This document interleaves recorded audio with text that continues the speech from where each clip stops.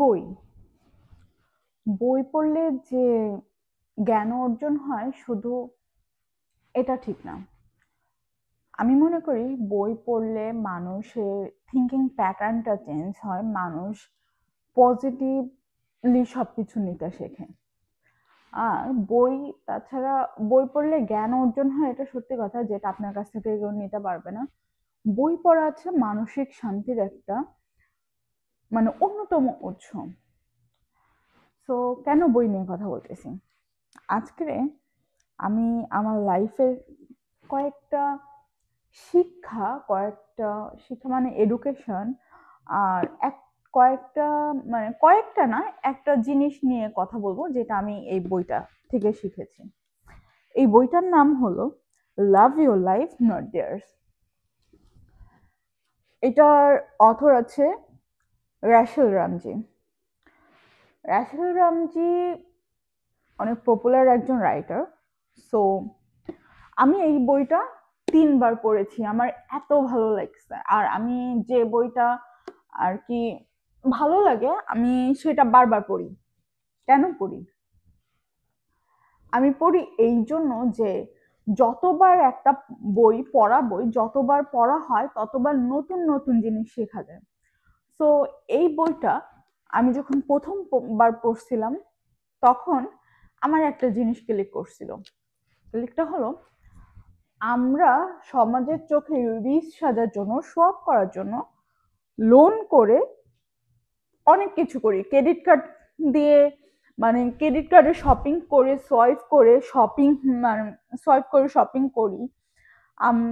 কিন্তু আমরা ক্রেডিট কার্ডের দেখা যাচ্ছে মাস শেষে ক্রেডিট কার্ডের বিলটা পরিশোধ করতে পারতেছি না। কিন্তু আমরা শপিং করতেছি, দেখাচ্ছি মানুষকে আমরা প্রতিনিয়ত নতুন নতুন জামা কাপড় পরতেছি, নতুন নতুন জুয়েলারি পরতেছি। সো এই জিনিসটা শো আপটা অ্যাকচুয়ালি আমরা কাদেরকে দেখাচ্ছি? আসলে মেইন ফোকাসটা তো আমাদের নিজেদের ভালো থাকা। আমরা যদি দেনার মধ্যে ডুবে থাকি তাহলে আমরা কি নিজেরা শান্তি পাবো? তখন তো আমাদের 9 to 5 জব করতে হবে। জব নিয়ে সবসময় একটা মেন্টাল প্রেশারে থাকতে হবে যে জব চলে গেলে আমি কি করব, আমার কি করে আমি আমার মর্গেজ পে করব, কি করে আমি আমার ফ্যামিলিকে টেক কেয়ার করব, কি করে আমরা সার্ভাইভ করব। সো এই বইটা পড়ে আমি এইটা শিখতে পারছি যে সব ঠিক না, প্রতিটা জিনিসের জন্য আছে সেভিংস, এবং কিভাবে সেভিংস করা উচিত, কি করা উচিত সেটা আমি শিখছি। এক্সাম্পল, মানে আগে আমার টাকা থাকলে আমি একটা জিনিস হুটহাট করে কিনে ফেলতাম। যে ধরেন ফোন চেঞ্জ করতে হবে, ওকে সমস্যা নেই, আমার অ্যাকাউন্টে তো টাকা আছে, আমি এই যে ফোন এবার লেটেস্ট মডেল আসলে আমি কিনে ফেলবো। কিন্তু পরে যে যখন মাসের শেষে বিলটা পরিশোধ করতে যেতাম তখন দেখতাম যে কি ব্যাপার, তখন অ্যামাউন্টটা দেখি যে এত টাকা খরচ হয়ে গেছে এবং আমি পরিশোধ করতে পারবো কিনা ওইটা একটা টেনশন ছিল, মানসিক টেনশন। সো ওই জিনিসটা হয় না। আমাকে এই বইটা শিখিয়েছে, ধরো তুমি একটা ফোন কিনবা, ফোনের কথা জাস্ট এক্সাম্পল হিসাবে আমি ইউজ করতে চাই, এটা যে কোনো কিছুর ক্ষেত্রে হইতে পারে। যে একটা ফোন কিনবা, তুমি 1 বছর আগে থেকে অল্প অল্প করে টাকা গোছাও, প্রতিদিন $1 করে একটা আলাদা জায়গায় রেখে দাও, একটা সাইডে রেখে দাও। দেখবা যে 1 বছর পরে 12 মাস, সো প্রতিদিন $1 করে রাখলে এখানে $365 জমে যাচ্ছে, যেটা আমি টেরও পাচ্ছি না, এবং ওইটা আমি একটা ভালো জায়গায় কাজে লাগাতে পারতেছি। আমার যে কোনো একটা অ্যামাউন্ট আছে, বিগ অ্যামাউন্ট, $365, সো কাজে লাগাতে পারতেছি। সো আমি এই টেকনিকটা ফার্স্ট অ্যাপ্লাই করি আছে আমার ফোনের জন্য, যার জন্য আমি ফোন একটু উল্টোপাল্টা হয়ে যাচ্ছিল বলছিলাম। আমি চিন্তা করি আমি ফোন চেঞ্জ করব। সো আমি কি করব?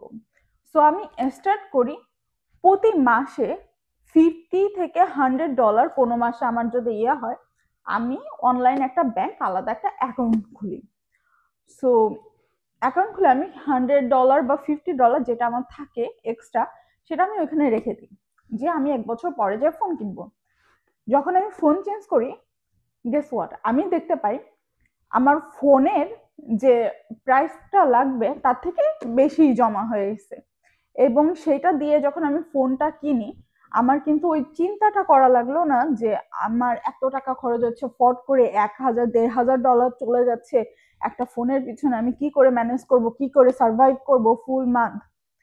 তো এই জিনিসটা খুব সুন্দর আমাকে শিখাইছে। তাছাড়াও এই বইটা যখন ফার্স্ট টাইম আমি পড়ি, ফার্স্ট টাইম পড়ে আমি তখন অত ভালো বুঝতে পারিনি প্রথমবার, কিন্তু একটা জিনিস কি, এই বইটা আমার পুরো আমিটাকে চেঞ্জ করে দিয়েছে। এই বইটা আমার চিন্তা ভাবনা, আমার মানে থিঙ্কিং প্যাটার্ন, আমার মানে মানুষকে দেখার যে সমাজকে দেখার যে চোখটা, এই চোখটা পুরোটাই চেঞ্জ করে দিয়েছে।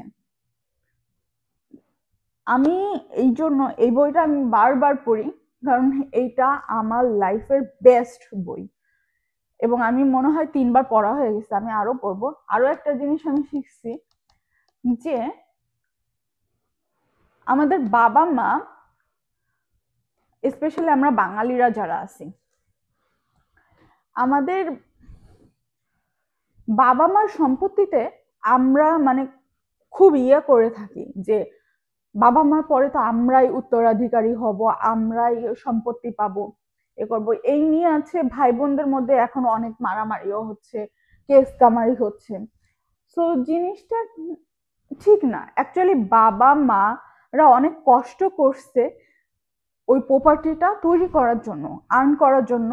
সো এটা তাদের প্রপার্টি এবং এটা তাদের রাইট। তারা চাইলে আপনাকে প্রপার্টি দিতেও পারে, নাও দিতে পারেন। আর আপনি চাইলে নিজেকে নিজে তাদের প্রপার্টি থেকে ত্যায্য করেন। সো যখন আমি এই জিনিসটা বুঝতে পারছি এবং জানতে পারছি, তখন আছে আমি কি আমাকে ইন্সপায়ার করছে কিভাবে বুঝতে পারলাম, এই বইতে অথর রাশেল রামজি তার লাইফের একটা এক্সপিরিয়েন্স শেয়ার করছে। এক্সপিরিয়েন্সটা হলো তার বিয়ের পরে সে তার হাজবেন্ডের সাথে মুভ হয় একটা 1 বেডরুম অ্যাপার্টমেন্টে, এবং সেখানে তারা স্ট্রাগল শুরু করে। তার বাবা মা বড়লোক, তার হাজবেন্ডের বাবা মাও কিন্তু রিচ, আমেরিকায় রিচ মানে অনেকটা, সো রিচ। তারপরে তারা তার বাবা মার কাছ থেকে কোনো হেল্প নেয়নি, তারা নিজেরা কষ্ট করে আছে, নিজেরা একটা পজিশন শেয়ার করছে। একদিন রাশেল রামজি তার হাজবেন্ডকে নিয়ে তার বাবার বাসায় ডিনারে যায়, যে দেখে তার মা একটা নতুন ডিনার সেট কিনছে এবং সেই ডিনার সেটে তাদের খাবার সার্ভ করছে। তো রাশেল রামজি যখন ওই ডিনার সেটটা দেখে, ওই ডিনার সেটটা তার খুব পছন্দ হয়ে যায়। সে কিন্তু তার মার কাছে চাইতে পারতো এবং চাইলে তার মা ডেফিনেটলি তাকে দিয়ে দিত, কিন্তু সে তখন একটা জিনিস বলছে, ওই ডিনার সেটটা এবং তারা তার বাবা মা যে লাইফ স্টাইলটা লিড করতেছে, সে অ্যাফোর্ড করতেছে, সেইটা অ্যাফোর্ড করার জন্য তারা অনেক কষ্ট করছে, অনেক হার্ডওয়ার্ক করছে। সো এটা তার বাবা মার ইয়া। তো তার ওইটা যে আমি আমারও আমার কোনো রাইট নাই আমার বাবা মা আছে অ্যাচিভমেন্টটাকে নিয়ে আসার বা ইয়া করার, কারণ হ্যাঁ তারা দিয়ে দিবে আমাকে খুশি করার জন্য, কিন্তু ওটা তো শখের জিনিস, তাদের শখের জন্য সে কষ্ট করছে, এখন তারা ভালো আছে, শখ মেটাচ্ছে। আমিও কষ্ট করব এবং আমিও আমার শখের জিনিস, আমার যেটা ভালো লাগবে সেটা কেনার জন্য বা সেটা অ্যাফোর্ড করার জন্য যে পরিমাণে কষ্ট করা লাগে, যা করা লাগে আমি করব, এবং ওইটা অ্যাফোর্ড করার মতো মানে অ্যাচিভমেন্ট আমি নিজেকে তৈরি করবো, সেই পজিশন আমি নিজেকে তৈরি করব। সো এই এই জিনিসটা আমি শিখছি হচ্ছে প্যান্ডামিক টাইমে। আমি এই বইটা ফার্স্ট পড়ি 2000 আই থিঙ্ক 21 সালে, হ্যাঁ। তো সেই থেকে প্রতি বছরে একবার আমি মানে 2000 সরি 2021 না 2022 প্রতি বছর আমি একবার এই বইটা পড়ি, কারণ প্রতিনিয়ত আমাকে শেখায় এবং আমি যখনই উইক ফিল করি আমি এই বইটা পড়া স্টার্ট করি, যে এটা আমাকে পজিটিভ একটা দেয়, একটা শক্তি যোগায়। তখন আমি ওইটা শোনার পর আমাকে এতটা গল্পটা ইন্সপায়ার করছে অথরের মানে লেখিকার, যে আমি আমার বাবা মাকে বলেছিলাম তোমাদের যে প্রপার্টি আছে সেটা তোমাদের, তোমরা চাইলে আমাকে দিতে পারো, আবার আমাকে ত্যায্য করতে পারো, কিন্তু আমি চাই আমি তোমাদের প্রপার্টি থেকে একটা পয়সাও নিব না, একটা ফুটো পয়সাও না। তোমরা আমাকে নিঃস্বার্থভাবে ভালোবাসা দিবা, এবং আমি আজ থেকে এই মুহূর্ত থেকে 2021 সালে বলছিলাম যে তোমাদের প্রপার্টি থেকে নিজেকে নিজে ত্যায্য করলাম।